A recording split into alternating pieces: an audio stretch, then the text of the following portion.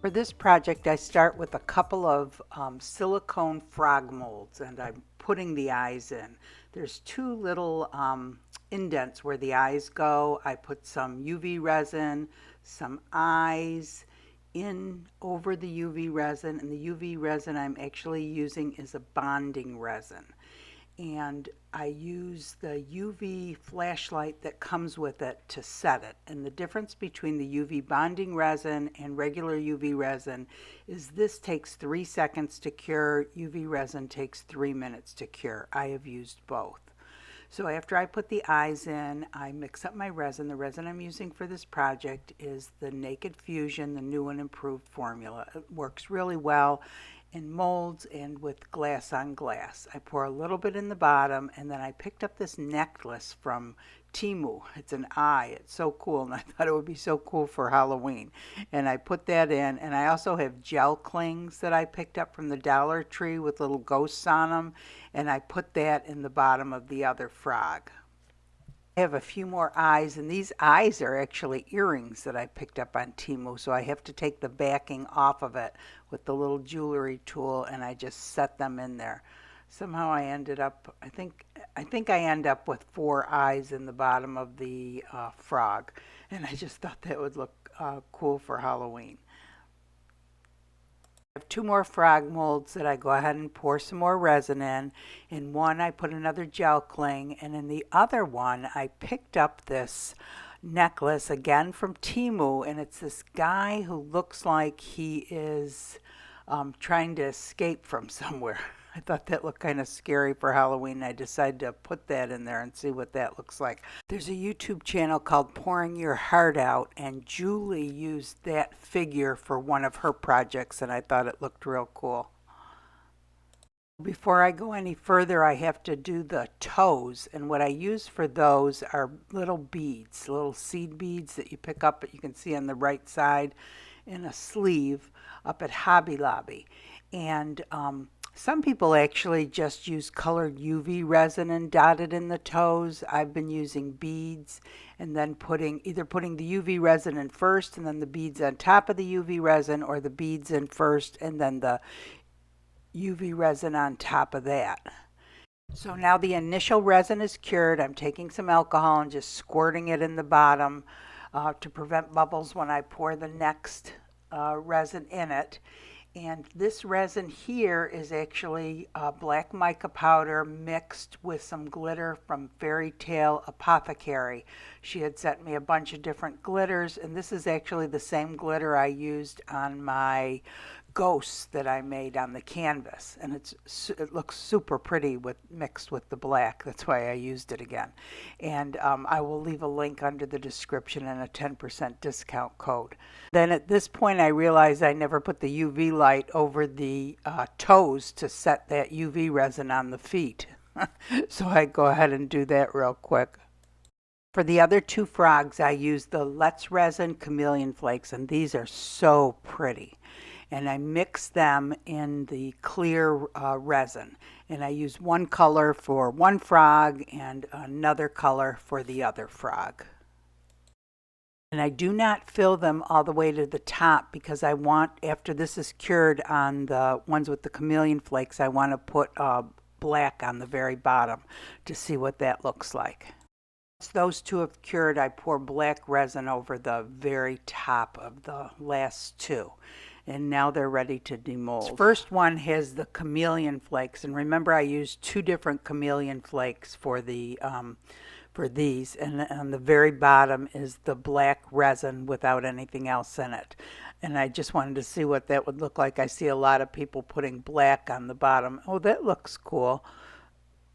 And then the other one was the other color of the chameleon flakes, the Let's Resin Chameleon Flakes, and black on the bottom of it too. Oh, those look cute with the little ghosts in there, I think. And these are the this is the one that I used, just the black resin with the apothecary, fairy tale apothecary glitter, which I think I really like the way that turned out. The colors and the eyes on those. I think that looks so cool for Halloween. And then the very last one was that one with the little guy trying to escape.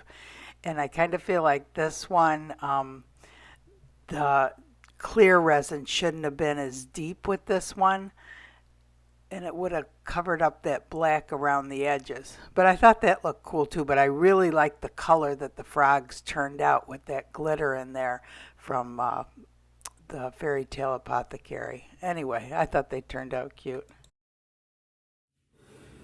Hey everyone, I hope I'm not boring you guys with my frogs, but I just thought this would be such a cool idea for Halloween to do like some scary frogs. I thought the kids would get a kick out of them. But so this first one here, Julie from Pouring Your Heart Out had that little figure and he put it in something. And that's what got me looking on TEMU for stuff like that. And that's how I ended up with the eyes also. I thought that turned out cool. And this is my absolute favorite, is the one with the eyes. Isn't that cute? I think it's really spooky. And I love the black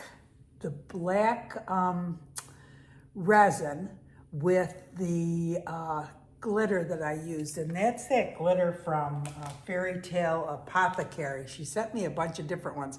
This is really the only one I've used so far. There's some other ones I'll have to try out, but I'll leave a link in the description and a 10% discount code, but this looks really cool with black. I had also used it on the black canvas. Anyway, and I think these turned out cute too with the gel clings. And you know, these gel clings you can get all over the place. They have them up at the Dollar Tree now. And I guess you got to use real small ones though, but there's all different, you know, ghosts and spiders and bats that you can pull out of them to put in the frogs. So I thought they were all pretty cute. And the other thing is, so when these come out of the mold, they end up with a little sharp edge, and sometimes they get the resin between the toes, and you need to use this deburring tool to get, well, you don't have to, but this works really well, especially when you're trying to get into little nooks and crannies. It goes around real easily, and the sooner that you do it after it's been taken out of the mold, the easier it is. And also you'll get a little sharp edge around here, and all you have to do is go over it like this, and it takes it right off. And like I said, the sooner you do it after you take it out of a mold, the better, because it's softer. Otherwise it gets harder and harder. So that's a tip for you.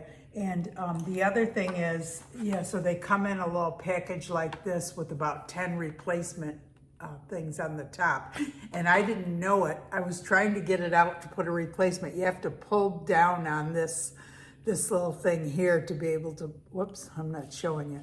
You have to pull down, there's a little ring around it, and you have to pull down on it, and that releases it, and you can pull up. It took me like a half an hour to figure it out. I finally had to go on YouTube and look it up. But, and the other thing that I wanted to show you was an update on the, oh, it almost does look like I put an eye in there. The update on this. Do you remember the flower, or the other frogs that I made? I put a flower in it. And do you remember me saying I had left the green on the back? I still have a little piece of it, but it was all green. And I thought it made the frog look yellow. And look, it doesn't have the green on the back. And look at how pretty that looks with the flower in it now. Isn't that pretty? So I forgot to put eyes in it, but I don't know what the heck I did. It almost looks like I've got one eye in there. I don't know. But anyway, yeah, can you see it? It's like it's floating around in there.